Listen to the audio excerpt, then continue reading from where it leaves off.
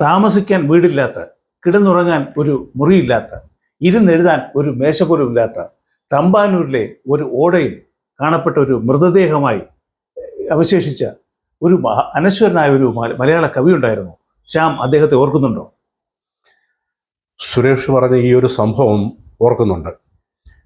15 വർഷങ്ങൾക്ക് മുമ്പ് ഒരു ഒക്ടോബർ മാസം 21-ാം തീയതി തമ്പാനൂരിൽ ശ്രീകുമാർ തിയേറ്ററിൻ്റെ അഴുക്ക് ചാലിൽ ഒരു മൃതശരീരം കാണുകയും ആരോ വിളിച്ച് തമ്പാനൂർ പോലീസ് സ്റ്റേഷൻ അറിയിക്കുകയും പോലീസ് എത്തിച്ചേർന്നിട്ട് ആ മൃതദേഹം സാധാരണ മൃതദേഹങ്ങൾ കൊണ്ടുപോകുന്ന, അജ്ഞാത മൃതദേഹങ്ങൾ കൊണ്ടുപോകുന്ന ആ ഒരു രീതിയിൽ തന്നെ മെഡിക്കൽ കോളേജിൽ കൊണ്ടുപോവുകയുണ്ടായി.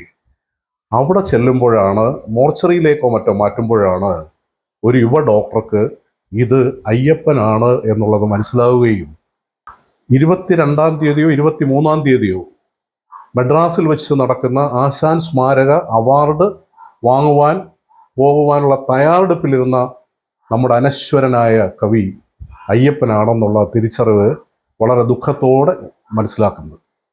കൂടാതെ അദ്ദേഹത്തിൻ്റെ കയ്യിൽ ചുരുട്ടിപ്പിടിച്ചൊരു കടലാസ് ഉണ്ടായിരുന്നു എന്നാണ് പറയുന്നത്. ആ കടലാസ് നിവർത്തി നോക്കിയപ്പോൾ കണ്ടത് അദ്ദേഹം എഴുതി വെച്ച കുറച്ച് വരികളാണ്.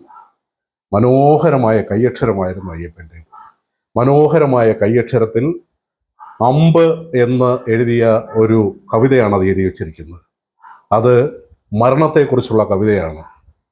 മരണം ഒരമ്പായി എൻ്റെ പിന്നാലെ ഉണ്ടെന്നും അത് ഏത് നിമിഷവും എന്നെ തുളച്ച് മുന്നോട്ട് കയറി പോകാം എന്നും പറഞ്ഞിട്ടുള്ള ഒരു 3-4 വരികൾ കോറിയിട്ടിരിക്കുന്നത് അയ്യപ്പൻ എന്ന മഹാപ്രതിഭ ഈ മരണത്തെ മുന്നിൽ കണ്ടിരുന്നു എന്ന് വേണം കരുതുവാൻ. എങ്കിലും ജീവിക്കുവാനുള്ള അദമ്യമായ ആഗ്രഹവുമായി നടന്ന ഒരു മഹത്ത് വ്യക്തിത്വമായിരുന്നു അയ്യപ്പൻ്റേത്. 1949 ബാലരാമപുരത്ത് ജനനം. ഒരു സമ്പന്ന കുടുംബത്തിൽ ജനിച്ച വ്യക്തി. അവർ സ്വർണ്ണ പണിക്കാരായിരുന്നു എന്നാണ് കുടുംബപരമായിട്ട്. അതുകൊണ്ട് തന്നെ അന്നത്തെ കാലത്ത് അവർ സമൂഹത്തിൽ സാമ്പത്തിക ശേഷിയുള്ള ഒരു കുടുംബത്തിൽ ജനിച്ചിരുന്ന വ്യക്തിയായിരുന്നു അയ്യപ്പൻ. അയ്യപ്പൻ ഒരിക്കലും ഇത്തരത്തിൽ ദാരുണമായ ഒരു മരണത്തിന് കീഴ്പ്പെടേണ്ട ഒരു വ്യക്തിയല്ല അദ്ദേഹത്തിന്റെ ജനനം വെച്ച് നോക്കുമ്പോൾ. പക്ഷെ വിധി അയ്യപ്പനോട് വളരെ ക്രൂരമായി തന്നെയാണ് പെരുമാറിയത്. വളരെ ചെറുപ്പത്തിൽ, ഏതാണ്ട് 1 വയസ്സുള്ളപ്പോൾ അയ്യപ്പന്റെ അച്ഛനെ നഷ്ടപ്പെട്ടു. ഈ നഷ്ടപ്പെടലിന്റെ വേദന അന്ന് അയ്യപ്പൻ അത്രത്തോളം മനസ്സിലായില്ല. കുട്ടിയായിട്ട് 1 വയസ്സല്ലേ ഉണ്ടായിരുന്നുള്ളൂ. പിന്നെ അറിഞ്ഞ കഥകളിൽ നിന്നും അത് ഒരു സാധാരണ മരണമായിരുന്നില്ല എന്നും അതൊരു അസ്വാഭാവിക മരണമാണെന്നും ഒക്കെയുള്ള തിരിച്ചറിവ് അയ്യപ്പന് പിൽക്കാലങ്ങളിൽ ഉണ്ടായി. അത് ആത്മഹത്യയാണെന്നൊരു വെർഷനുണ്ട്. അതല്ല, മറിച്ച് അതൊരു മർദ്ദണ്ഡ സ്വഭാവമുള്ളതാണ് എന്നും പല വർഷങ്ങളൊക്കെ അദ്ദേഹം കേട്ടിട്ടുണ്ട്. അദ്ദേഹത്തിൻ്റെ വാക്കുകളിലും എഴുത്തുകളിലും ഒക്കെ അത് പറയുന്നുണ്ട്. അമ്മയുടെ ജീവിതവും അത്ര സുഖകരമായ ഒരു ജീവിതമായിരുന്നില്ല എന്നും അയ്യപ്പൻ അതിൽ പറയുന്നുണ്ട്. അമ്മ അയ്യപ്പന് നഷ്ടപ്പെടുന്നത് അയ്യപ്പന് 15 വയസ്സുള്ളപ്പോഴാണ്. അതുവരെ അമ്മയുടെ കൂടെ അയ്യപ്പൻ ഉണ്ടായിരുന്നു. പിന്നെ അയ്യപ്പന്റെ ജീവിതം ശരിക്കും മുന്നോട്ട് നയിച്ചത്, കൊണ്ടുപോയത് അയ്യപ്പന്റെ ഒരു സഹോദരി തിരുവനന്തപുരത്ത് ബാലരാമപുരത്ത് നിന്ന് അധികം ദൂരമല്ലാതെ നേമത്ത് നമ്മുടെ മെരിലാൻഡ് സ്റ്റുഡിയോ ഒക്കെ സുരേഷ് അറിയാമായിരിക്കും. മലയാളത്തിലെ ആദ്യകാല സ്റ്റുഡിയോകളിൽ സിനിമാ സ്റ്റുഡിയോകളിൽ പ്രസിദ്ധമായ മെരിലാൻഡ് സ്റ്റുഡിയോയ്ക്ക് അടുത്ത് ഒരു വീട്ടിലാണ് പിന്നെ അയ്യപ്പൻ കഴിഞ്ഞു പോകുന്നത്.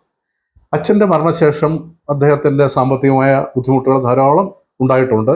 ബാല്യകാലം വളരെ ദുഷ്കരമായിരുന്നു. പിന്നെ അമ്മ മരിച്ചതിന് ശേഷം സഹോദരി ഏറ്റെടുത്ത്, അളിയൻ നല്ല മനുഷ്യനായിരുന്നു എന്നാണ് പറയുന്നത്. ഈ കുട്ടിയെ അവരുടെ ഒരു മകനെ പോലെ തന്നെ വളർത്തിക്കൊണ്ട് വന്നു ഈ അയ്യപ്പനൻ.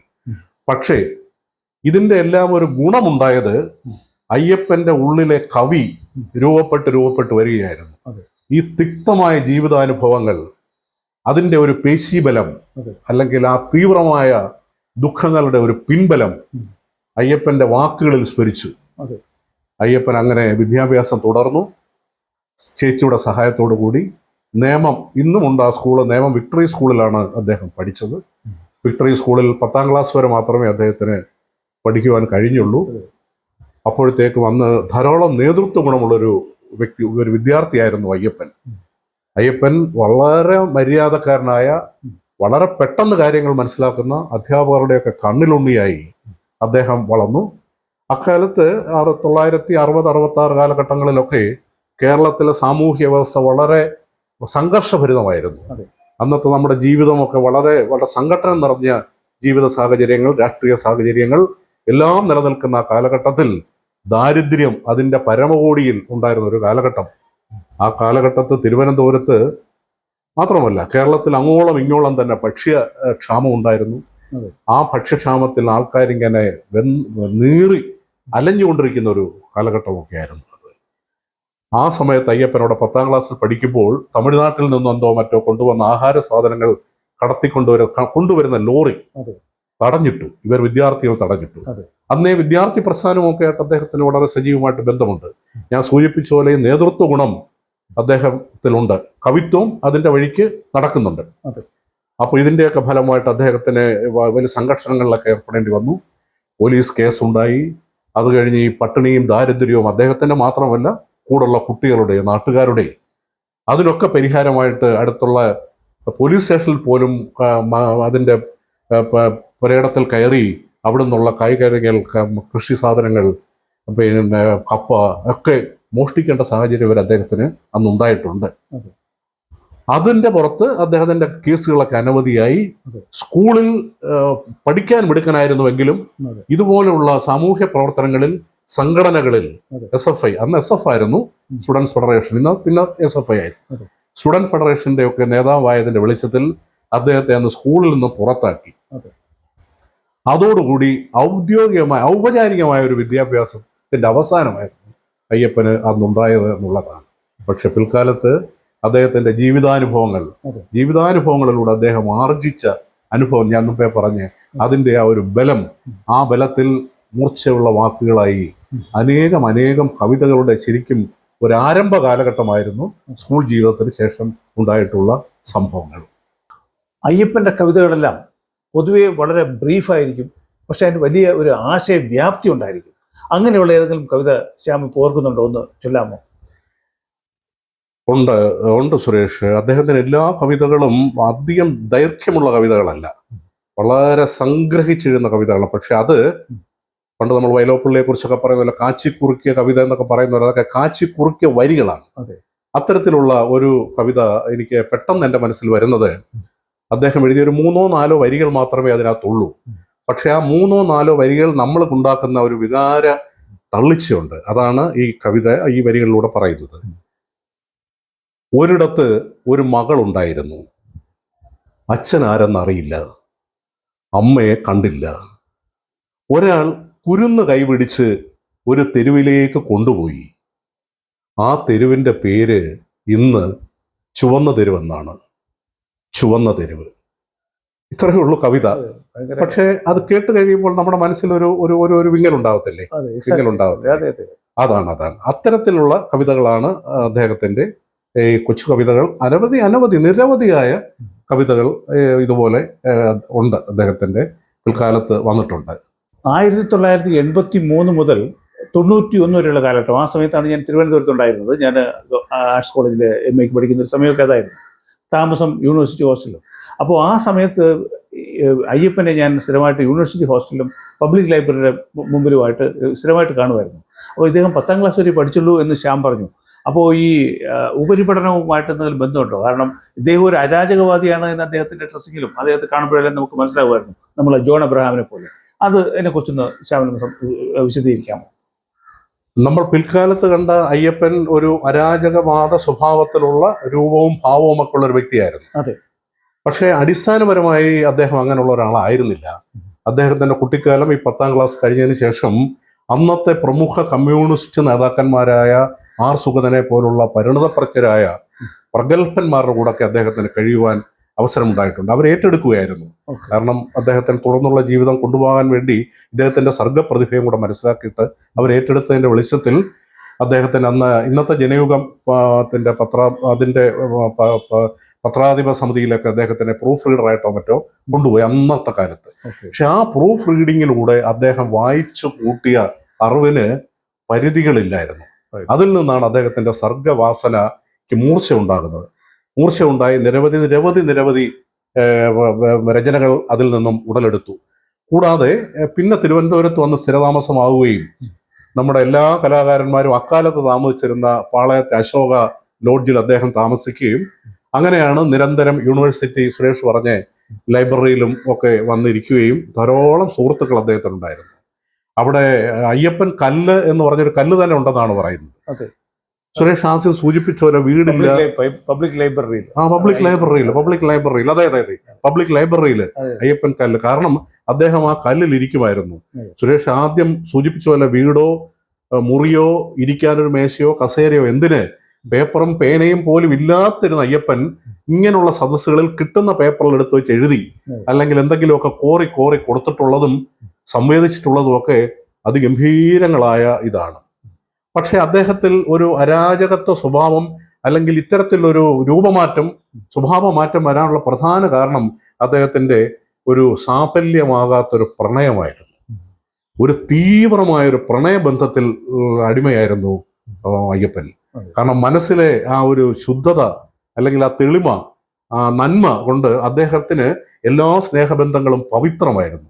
അത്തരത്തിൽ വളരെ പവിത്രമായി കരുതിയിരുന്ന ഒരു സ്നേഹബന്ധം അദ്ദേഹത്തിന് നിർഭാഗ്യവശാൽ നഷ്ടപ്പെടുന്ന ഒരു സാഹചര്യം ഉണ്ടായി. ആ നഷ്ടപ്പെടാനുള്ള സാഹചര്യത്തെക്കുറിച്ച് അദ്ദേഹം പറയുന്നത് വളരെ ദുഃഖത്തോടു കൂടി തന്നെയാണ് അദ്ദേഹം പറയുന്നത്. സാമൂഹ്യമായും സാമ്പത്തികമായും തന്നെക്കാളും ഉയർന്നു നിൽക്കുന്ന രാഷ്ട്രീയ സ്വാധീനമുള്ള ഒരു കുടുംബത്തിൽ നിന്ന് വരുന്ന ഒരു പെൺകുട്ടിയായിരുന്നു അദ്ദേഹത്തിന്റെ കാമുകി. ഇദ്ദേഹത്തെക്കാളും വിദ്യാഭ്യാസം ഉണ്ടായിരുന്നു. അയ്യപ്പന്റെ കൗമുദിയിൽ അന്ന് പ്രസിദ്ധീകരിച്ചു വരുന്ന കവിതകൾ ഉണ്ടായിരുന്നു. കൗമുദി പഴയ കെ ബാലകൃഷ്ണൻ ഇദ്ദേഹത്തിനടുത്ത് വലിയ താല്പര്യമുള്ള ആളായിരുന്നു. അതുകൊണ്ട് കൗമുദിയിൽ ധാരാളമായിട്ട് ഇദ്ദേഹത്തിന്റെ കവിതകൾ പ്രസിദ്ധീകരിക്കുമായിരുന്നു. ആ കവിതകൾ കേട്ട് ആകൃഷ്ടയായ ഒരു കുട്ടി ആണ് ഇദ്ദേഹത്തിന്റെ കാമുകി ആയിട്ട് അന്നുണ്ടായിരുന്നത്. തീവ്രമായ പ്രണയം. പക്ഷേ ആ കുട്ടി വളരെ പ്രായോഗികമായി ചിന്തിക്കേണ്ട ഒരു സാഹചര്യം ആ കുട്ടിക്ക് ഉണ്ടായപ്പോൾ ആ കുട്ടി ഈ ബന്ധത്തിൽ നിന്ന് വഴിമാറുന്നതിനെ കുറിച്ച് അയ്യപ്പനോട് ചോദിച്ചു. പലരും അയ്യപ്പനെ നിരുത്സാഹപ്പെടുത്തി. കാരണം ഒരിക്കലും ചേരാൻ പറ്റാത്തൊരു ബന്ധത്തിൽ എന്തിനാണ് അയ്യപ്പൻ ഇങ്ങനെ നടക്കുന്നതെന്നത്. പക്ഷേ അയ്യപ്പന്റെ ആത്മാർത്ഥത അയ്യപ്പനെ അതിൽ നിന്ന് പിൻവലിക്കാൻ സമ്മതിക്കുമായിരുന്നില്ല. അവസാനം ആ കുട്ടി തന്നെ വന്ന് പറഞ്ഞു, ഇനി എനിക്ക് വീട്ടിൽ ഒരുപാട് ആലോചനകളൊക്കെ വരുന്നുണ്ട്, നല്ല നല്ല ആലോചനകൾ വന്നിട്ടുണ്ട്, ഇപ്പൊ തന്നെ ഒരു എഞ്ചിനീയറിന് ആലോചന വന്നിട്ടുണ്ടെന്നാണ് പറയുന്നത്.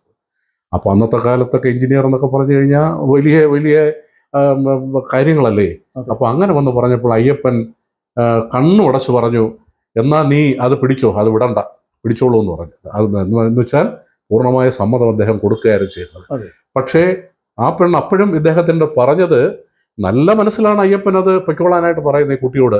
കാരണം ആ കുട്ടിക്കൊരു ഇദ്ദേഹം കാരണം ഒളിച്ചോടാൻ താല്പര്യമില്ല. അങ്ങനെ ജീവിതത്തെക്കുറിച്ചൊന്നും അയ്യപ്പന് യാതൊരു താല്പര്യമില്ല. സമൂഹം അറിഞ്ഞുള്ള നിലയിലൊക്കെ മതി എന്നുള്ളതാണ്. പക്ഷേ ആ കുട്ടിയുടെ ഈ ഒരു പെട്ടെന്ന് ആ കുട്ടി പറഞ്ഞു, ഞാൻ പൊയ്ക്കോളാം, പക്ഷേ പോയാലും ഞാൻ നിന്റെ അടുത്ത് വരും, എനിക്ക് പിന്നെ ഒഴിവാക്കാൻ പറ്റില്ല, ഞാൻ ഇവിടെ വരും. അത് അയ്യപ്പനിൽ ഉണ്ടാക്കിയ ഒരു വലിയൊരു ഞെട്ടലുണ്ട്. ഒരിക്കലും പ്രതീക്ഷിക്കാത്ത ഒരു ഞെട്ടലായിരുന്നു എന്നാണ് അദ്ദേഹം പറയുന്നത്. അദ്ദേഹം ആ ബന്ധത്തിൽ നിന്ന് പരിപൂർണമായി മാറി. പക്ഷേ അദ്ദേഹം വേറൊരു ബന്ധത്തിന് അടിമയായി. അത് മദ്യത്തിലായിരുന്നു. അന്ന് തുടങ്ങിയ മദ്യപാനം അയ്യപ്പന്റെ ജീവിത അവസാനം വരെ അത് തുടർന്നു എന്നുള്ളതാണ്. ആ മദ്യപാനത്തിലൂടെയാണ് അദ്ദേഹത്തിന്റെ ആരോഗ്യം നശിച്ചു, അദ്ദേഹത്തിന്റെ മാനസിക നില മാറി. ധാരാളം സൃഷ്ടികൾ അതിനകത്തുണ്ടായെങ്കിൽ പോലും അദ്ദേഹം ഇതുകൊണ്ടാണ് അദ്ദേഹത്തിന്റെ ഈ ഒരു മദ്യത്തിലേക്ക് ഒരു പോകുന്നതും ഒരു അരാജക ജീവിത പാത സ്വീകരിക്കാൻ നിർബന്ധിതനാകുന്നതും. കൂടാതെ അയ്യപ്പൻ തന്നെ പലയിടത്തും പറഞ്ഞിട്ടുള്ളതും എഴുതിയിട്ടുള്ളതും പ്രണയവും കലാപവുമായിരുന്നു എൻ്റെ ജീവിതം. പിന്നെ പ്രണയം നഷ്ടപ്പെട്ടതിൻ്റെ തീവ്രമായ വേദനയിൽ ഞാൻ കവിതകൾ എഴുതുന്നു, ഞാൻ എൻ്റെ ജീവിതം തീർക്കുന്നു. കലാപം ഒരു സൈഡിൽ, ഒരു വശത്തൂടെ അദ്ദേഹം ആത്മാർത്ഥമായിട്ട് സ്നേഹിച്ചിരുന്ന, വിശ്വസിച്ചിരുന്ന ഒരു പ്രസ്ഥാനം അതിൻ്റെ ഉദ്ദേശിക്കപ്പെട്ടുള്ള പാതയിൽ നിന്ന് വ്യതിചലിക്കുന്ന കണ്ട് ഒരു തീവ്രവാദ സ്വഭാവമുള്ള ഒരു രീതിയിലേക്ക് പോകുന്നതിന് അയ്യപ്പന് താല്പര്യമില്ല. പക്ഷേ അന്ന് അയ്യപ്പനുമായിട്ട് ബന്ധപ്പെട്ടുണ്ടായിരുന്ന പലരും, ജോൺ അബ്രഹാം പോലെയൊക്കെയുള്ള, അവർ തമ്മിൽ വളരെ നല്ല ബന്ധമായിരുന്നു, നല്ല സുഹൃത്തുക്കളായിരുന്നു. അവരൊക്കെ തന്നെ പിന്നെ ഒരു ഒഡേസ, ജോൺ അബ്രഹാമിന്റെ ഒഡേസ, അതുമായിട്ട് ബന്ധപ്പെട്ട ആൾക്കാരൊക്കെ ഉണ്ട്. അപ്പൊ അവരൊക്കെ തന്നെ ഈ തീവ്ര സ്വഭാവമുള്ള വഴികളിലേക്ക് പോകുമ്പോൾ അവരുടെ ഒരു സ്വാധീനത്തിൽ അദ്ദേഹത്തിന് ഒരു താല്പര്യം അങ്ങോട്ടുണ്ടായിരുന്നു എങ്കിൽ പോലും ഒരിക്കലും ആ ഒരു പരിപൂർണമായൊരു പാത സ്വീകരിക്കാൻ അയ്യപ്പന്റെ നല്ല മനസ്സ് അനുവദിച്ചില്ല. കാരണം പണ്ട് ഇന്ദിരാഗാന്ധി മരിച്ച കാലഘട്ടങ്ങളിലൊക്കെ ഡൽഹിയിൽ അദ്ദേഹം ഉണ്ടായപ്പോൾ ആ സിഖ് ഭീകരവാദികളെയൊക്കെ കൊന്നൊടുക്കുന്ന ഭീകരമായ കാഴ്ച അയ്യപ്പൻ കണ്ടിട്ടുണ്ടെന്നാണ് പറയുന്നത്. ഒരിക്കൽ ഞാൻ ജനാല തുറന്ന് നോക്കുമ്പോൾ തെരുവിൽ ഒരു മനുഷ്യനെ വെട്ടിക്കൊല്ലുന്ന കാഴ്ച ഞാൻ കണ്ടു. ഞാൻ ഞെട്ടി. ആ രക്തം ഒഴുകുന്നത് കണ്ടിട്ട് ഇനി ഒരിക്കലും ഞാൻ ഇത്തരത്തിലുള്ള ഒരു പാതയിലേക്ക് എനിക്ക് പോകാൻ എനിക്ക് അതിനെക്കുറിച്ച് ചിന്തിക്കാൻ പോലും കഴിയില്ല എന്നൊക്കെ ഉള്ള വാക്കുകളൊക്കെ അയ്യപ്പൻ വന്നിട്ടുണ്ട്. ഇതൊക്കെ തന്നെ പിൽക്കാലത്ത് ഗംഭീരങ്ങളായ കവിതകളായിട്ടൊക്കെ തന്നെ വന്നിട്ടുണ്ട്. ജോൺ അബ്രഹാമുമായിട്ട് വളരെ അടുപ്പമുണ്ടായിരുന്നെങ്കിൽ പോലും രണ്ടുപേരുടെ അരാജക ജീവിതത്തിന്റെ രീതി അതിൽ വന്നെത്തിപ്പെട്ടത് രണ്ട് തരത്തിലായിരുന്നു, വ്യത്യസ്ത ശൈലിയായിരുന്നു. വ്യത്യസ്ത ശൈലിയിലായിരുന്നു. ഇദ്ദേഹത്തിന് അരാജക ജീവിതം ഇല്ലായിരുന്നു. പക്ഷെ ഈ നമ്മൾ മുമ്പേ പറഞ്ഞാൽ പ്രണയനൈരാശ്യവും സാഫല്യമാകാത്ത പ്രണയവും കലാപവും പ്രതീക്ഷിച്ച രീതിയിൽ അദ്ദേഹത്തിന്റെ സംഘടന അങ്ങനെ വരാത്തതിനകത്തുള്ള ആത്മസംഘർഷത്തിലൂടെയാണ് അദ്ദേഹം ഈ പാത സ്വീകരിച്ച് പിന്നെ അതിന് അദ്ദേഹം പരിപൂർണമായിട്ട് അതിനടിമയായി തീർന്നിട്ട് അദ്ദേഹത്തിന്റെ അവസാനം പോലും അത്തരത്തിലാണ് സംഭവിച്ചത് എന്നുള്ളതാണ് ഇത്. പക്ഷേ ജോൺ അബ്രഹാം അങ്ങനെ ആയിരുന്നില്ല. ജോൺ അബ്രഹാമിന് സ്വതവേ അത് അദ്ദേഹത്തിന് സഹജമായ സ്വഭാവമായിരുന്നു. ഇതായിരുന്നു അടിസ്ഥാനപരമായിട്ട് ഇവർ തമ്മിലുള്ള ഒരു വ്യത്യാസമായിട്ട് എനിക്ക് തോന്നുന്നത്.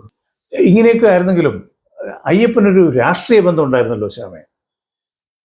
ഉണ്ടായിരുന്നു, തീർച്ചയായിട്ടും ഉണ്ടായിരുന്നു. അതിന്റെ ശരിക്കുമുള്ള തെളിവാണല്ലോ അയ്യപ്പൻ മരണപ്പെട്ടപ്പോൾ അയ്യപ്പൻ ആരെന്ന് ആരും അറിഞ്ഞില്ല. അയ്യപ്പൻ ആരെന്നറിയാതെ പിറ്റേ ദിവസം മോർച്ചറിയിൽ വെച്ച് അയ്യപ്പനാണെന്ന് തിരിച്ചറിയതിനു ശേഷം 3-4 ദിവസങ്ങൾക്ക് ശേഷമാണ് ആ ശവദാഹം നടക്കുന്നത്. ആ 3-4 ദിവസങ്ങളിൽ ധാരാളമായ ചർച്ചകൾ ഇവിടെ ഉണ്ടായി. അതിൽ പ്രധാനമായിട്ടും എടുത്ത പ്രധാന തീരുമാനം ഔദ്യോഗിക ബഹുമതികളോട് വേണം ഈ ശവദാഹം നടത്താനെന്നുള്ളതായിരുന്നു. അന്നത്തെ സാംസ്കാരിക വകുപ്പ് മന്ത്രി നമ്മുടെ MA ബേബി ആയിരുന്നു. അപ്പൊ അദ്ദേഹം കൂടെ നിർബന്ധം എടുത്തിട്ട് തീർച്ചയായിട്ടും ഔദ്യോഗികമായ എല്ലാ ബഹുമതികളോടും കൂടി വേണം അദ്ദേഹത്തിന്റെ ശവദാഹം നടത്തുവാൻ എന്ന് തീരുമാനിച്ചു. അങ്ങനെയാണ് ആ ശവദാഹം നടത്തുന്നത്. ആ സമയത്ത് അത് കുറച്ച് ചർച്ചകളൊക്കെ ഒരു തർക്ക വിഷയം പോലെയൊക്കെ അക്കാലത്തൊക്കെ ഉണ്ടായിട്ടുണ്ട്. അതിന് പ്രധാന കാരണം അയ്യപ്പനെ ഒരു കാലത്ത് സ്നേഹിച്ചിരുന്ന ആൾക്കാർ അയ്യപ്പനിലുണ്ടായി വലിയ വലിയ മാറ്റങ്ങൾ കണ്ടിട്ട് മനം മാറ്റം, അത് ഈ മദ്യത്തിന്റെ ആസക്തിയിൽ വന്നത്, ചിന്താഗതിയിലുള്ള മാറ്റങ്ങൾ, മദ്യം ശരീരത്തിന്റെ കാർന്നു തന്നു, അവയവങ്ങളെല്ലാം കവർന്നു. അങ്ങനെ അദ്ദേഹം പോകുമ്പോൾ അദ്ദേഹം സ്വഭാവത്തിൽ മാറ്റങ്ങൾ വന്നു, അദ്ദേഹത്തിന് മാനസിക ഭ്രമമുണ്ടായി. ഏറ്റവും അവസാനം അദ്ദേഹം നമ്മുടെ പത്തനാപുരത്തെ ഗാന്ധി ഭവനിൽ പോയി അഭയം തേടുകയായിരുന്നു. അവിടെ കഴിഞ്ഞ് അദ്ദേഹം ആരോഗ്യ പ്രശ്നങ്ങളെല്ലാം കുറച്ച് പരിഹാരം കൊണ്ടുപോയി അവിടുത്തെ കുട്ടികളുമായിട്ടൊക്കെ കുറച്ച് നാൾ സന്തോഷമായിട്ട് ജീവിച്ചു. കുട്ടികൾക്ക് വേണ്ടി അദ്ദേഹം കവിതകൾ കൊടുത്തു, അക്ഷരങ്ങൾ പറഞ്ഞു കൊടുത്തു. അയ്യപ്പൻ നമുക്ക് അക്ഷരം അയ്യപ്പനാണ്. അച്ഛൻ അർമുഖൻ എന്നാണ് പേരെങ്കിലും ഒരിക്കലും അർമുഖൻ അയ്യപ്പനായിട്ടില്ല. അക്ഷരം അയ്യപ്പൻ എന്നും അന്നും ഇന്നും എക്കാലത്തും അവസാനം വരെ അക്ഷരങ്ങളെ സ്നേഹിച്ച അയ്യപ്പനെ പിൽക്കാലത്ത് അദ്ദേഹത്തിന്റെ മരണത്തിന് ശേഷം പല പ്രതിഭകളും അങ്ങനെയാണ് മരണം വരെ അറിയപ്പെടാതിരുന്നത്. പക്ഷേ അയ്യപ്പൻ മനഃപൂർവ്വം തിരസ്കരിക്കപ്പെടുകയായിരുന്നു. സ്വഭാവത്തിലുള്ള പ്രശ്നങ്ങൾ കൂടെ തിരസ്കരിക്കപ്പെട്ടിട്ട് അവസാനം അദ്ദേഹത്തെ തിരിച്ചറിഞ്ഞു. ഇന്ന് അദ്ദേഹത്തിന്റെ കവിതകൾ ധാരാളമായിട്ട് ആൾക്കാർ ചർച്ച ചെയ്യുന്നുണ്ട്. ആ കവിതയിലെ ബിംബങ്ങളുടെയൊക്കെ സൃഷ്ടിയെക്കുറിച്ചൊക്കെ ധാരാളമായിട്ട് സംസാരിക്കുന്നുണ്ട്. ഒക്കെ നടക്കുന്ന ഒരു സന്ദർഭമാണ് ഇപ്പോൾ നടന്നുകൊണ്ടിരിക്കുന്നത്. അയ്യപ്പന്റെ ഒരു നല്ല കവിത ചൊല്ലി നമുക്കിത് ഈ സംസാരം അവസാനിപ്പിച്ചാലോ? അയ്യപ്പൻ തൻ്റെ മരണം മുൻകൂട്ടി കണ്ടിട്ടുണ്ട്, അല്ലെങ്കിൽ എന്തെങ്കിലും ഒരു കാലത്ത് മരണം ഉണ്ടാകുമല്ലോ. ആ മരണം കണ്ടിട്ട് തൻ്റെ ശവപ്പെട്ടി ചുമക്കുന്നവർക്ക് വേണ്ടിയിട്ട് അദ്ദേഹം ഒരു കുറിപ്പ് എഴുതി വെച്ചിട്ടുണ്ടായിരുന്നു. ആ കവിതയുടെ പേര് എൻ്റെ ശവപ്പെട്ടി ചുമക്കുന്നവരോട് എന്നാണ്. അതിങ്ങനെയാണ്: എൻ്റെ ശവപ്പെട്ടി ചുമക്കുന്നവരോട് ഒസ്യത്തിലില്ലാത്ത ഒരു രഹസ്യം പറയാനുണ്ട്. എൻ്റെ ഹൃദയത്തിൻ്റെ സ്ഥാനത്ത് ഒരു പൂവുണ്ടായിരിക്കും. ജിജ്ഞാസയുടെ ദിവസങ്ങളിൽ പ്രേമത്തിൻ്റെ ആത്മതത്വം പറഞ്ഞു തന്നവളുടെ ഉപഹാരം. മണ്ണ് മൂടുന്നതിന് മുമ്പ് ഹൃദയത്തിൽ നിന്നും ആ പൂ പറിക്കണം. ദലങ്ങൾ കൊണ്ട് മുഖം മൂടണം. രേഖകൾ മാഞ്ഞ കൈവെള്ളയിലും ഒരു ദലം. പൂവിലൂടെ എനിക്ക് തിരിച്ചു പോകണം. പൂവിലൂടെ എനിക്ക് തിരിച്ചു പോകണം. മരണത്തിന്റെ തൊട്ടു മുമ്പുള്ള നിമിഷം ഈ സത്യം പറയാൻ സമയമില്ലായിരിക്കും. ഒഴിച്ചു തന്ന തണുത്ത വെള്ളത്തിലൂടെ അത് മൃതിയിലേക്ക് ഒളിച്ചു പോകും. ഇല്ലെങ്കിൽ ഈ ശവപ്പെട്ടി മൂടാതെ പോകൂ. ഇല്ലെങ്കിൽ ഈ ശവപ്പെട്ടി മൂടാതെ പോകൂ. ഇനി എൻ്റെ ചങ്ങാതികൾ മരിച്ചവരാണല്ലോ. ഇനി എൻ്റെ ചങ്ങാതികൾ മരിച്ചവരാണല്ലോ.